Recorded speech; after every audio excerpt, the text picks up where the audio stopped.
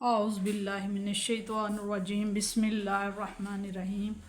اور ما نہیں ارسال کیا یا بھیجا نہ ہم نے من قبل کا آپ سے پہلے، اور ہم نے نہیں بھیجا آپ سے پہلے رسول بنا کر الا مگر بھیجا ہے تو رجالن مردوں کو ہی بھیجا ہے، نوحی ہم وہی بھیجتے ہیں الیہم ان کی طرف، اور ہم نے نہیں بھیجا آپ سے پہلے رسول بنا کر مگر مردوں کو، ہم وہی بھیجتے ہیں ان کی طرف۔ پس اسألو سوال کرو، دریافت کرو، پوچھو اہل الذکری علم والوں سے، ہم وہی بھیجتے ہیں ان کی طرف، پس دریافت کر لو اہل علم سے، ان کنتم اگر تم لا تعلمون اگر تم نہیں جانتے، بالبیناتی روشن نشانیاں، والزبوری اور کتابیں دے کر بھیجا، وانزلنا اور انزلہ نازل کیا نہ ہم نے الیک آپ صلی اللہ علیہ وسلم کی طرف، الذکر یہ ذکر، اور اسی طرح ہم نے نازل کیا آپ پر ذکر، لتبینا تاکہ بیان کریں کھول کر، للناس لوگوں کے لیے، ما نزلہ جو نازل کیا گیا ہے الیہم آپ صلی اللہ علیہ وسلم کی طرف، وَلَعَلَّهُمْ شاید وہ یتفکرون لوگ غور و فکر کریں۔ آمینہ کیا پس آمینہ کیا پس وہ امن میں ہو گئے ہیں، کیا وہ بے خوف ہو گئے ہیں کہ انہیں ڈر نہیں، الذین مگر یہ وہ لوگ ہیں مکروا السیئات مکروا جنہوں نے مکر کیے السیئات برے، وہ لوگ جنہوں نے برے مکر کیے،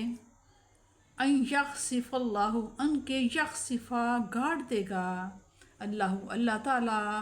ہو سکتا ہے کہ گاڑ دے اللہ تعالیٰ بہم انہیں ارضا زمین میں، او یاتیہم یا آ جائے ہم ان پر عذاب من حیثو وہاں سے جہاں لا یشعرون کہ انہیں شعور ہی نہ ہو، یا آ جائے ان پر عذاب اس طرح کہ ان کو اس کی آمد کا شعور ہی نہ ہو۔ کفار حضور صلی اللہ تعالیٰ علیہ وسلم کو نبی تسلیم نہیں کرتے تھے، اور دلیل یہ پیش کیا کرتے کہ اللہ تعالیٰ کی شان اس سے بڑی بلند ہے کہ وہ کسی بشر کو اپنا رسول بنا کر بھیجے، اگر اسے کوئی رسول بھیجنا ہی تھا تو اس کے پاس فرشتوں کی کیا کمی تھی، کسی فرشتہ کو ہی رسول بنا کر بھیج دیتا۔ اللہ تعالیٰ فرماتے ہیں ہمارا تو یہی دستور ہے کہ جب ہم انسانوں کی طرف کوئی نبی بھیجتے ہیں تو انہیں میں سے کسی مرد کو اس خدمت پر مأمور فرما دیتے ہیں۔ آپ کوئی پہلے نبی تو نہیں، آپ صلی اللہ علیہ وسلم سے پہلے بھی ہمارے انبیاء تشریف لائے اور وہ سب کے سب نوع انسان کے فرد تھے۔ اے کفار اگر تم اس مسئلہ کی مزید تحقیق کرنا چاہو تو کسی صاحب علم سے پوچھ لو، وہ تمہیں بتائے گا کہ نبی کی بعثت کا مقصد افہام و تفہیم ہے، اور یہ مقصد تب ہی پورا ہو سکتا ہے جب کہ نبی بھی انسان ہو۔ ایک فرشتہ پیغام عذاب لے کر آ سکتا ہے لیکن نبی کے فرائض کو انجام دینا اس کے بس میں نہیں۔ اس آیت سے یہ بھی معلوم ہوا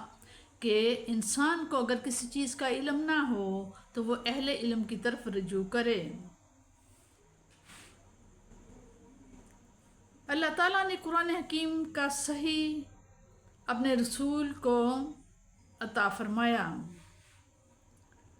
ہمارے لیے نبی کریم صلی اللہ علیہ وسلم کی سنت کے اتباع کے بغیر کوئی چارہ کار نہیں، اور اس کے معنی و مطالب کے بیان، اس کے اجمال کی تفصیل اور امر و نہی کے وضاحت کا منصب فقط اپنے محبوب مکرم صلی اللہ تعالیٰ علیہ وسلم کو تفویض کیا۔ اس لیے قرآن کریم کی جو تفسیر و تشریح حضور کریم صلی اللہ تعالیٰ علیہ وسلم نے فرمائی وہی قابل اعتماد ہے۔ یہ کفار جو اسلام اور داعی اسلام کے خلاف سازشیں کرنے میں اتنے مصروف ہیں کہ انہیں اپنے تن بدن کا ہوش نہیں، یہ اتنے مطمئن اور غافل کیوں ہیں؟ کیا انہیں یہ خیال کبھی نہیں آیا کہ اگر ان کی سرکشیوں اور بدعمالیوں کے باعث غضب الہی جوش میں آ گیا تو انہیں تباہ و برباد کر دیا جائے گا۔ ہو سکتا ہے کہ زمین شک ہو اور یہ ان میں غرق کر دیے جائیں،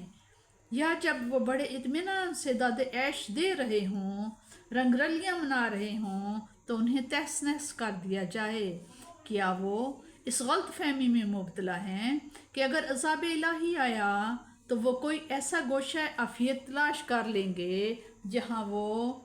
محفوظ ہوں گے اور اللہ تعالیٰ کی گرفت سے بچ نکلنے میں کامیاب ہو جائیں گے؟ یہ سراسر ان کی نادانی ہے۔ انہیں خدا کے عذاب سے اتنا بے پرواہ اور غافل نہیں ہونا چاہیے۔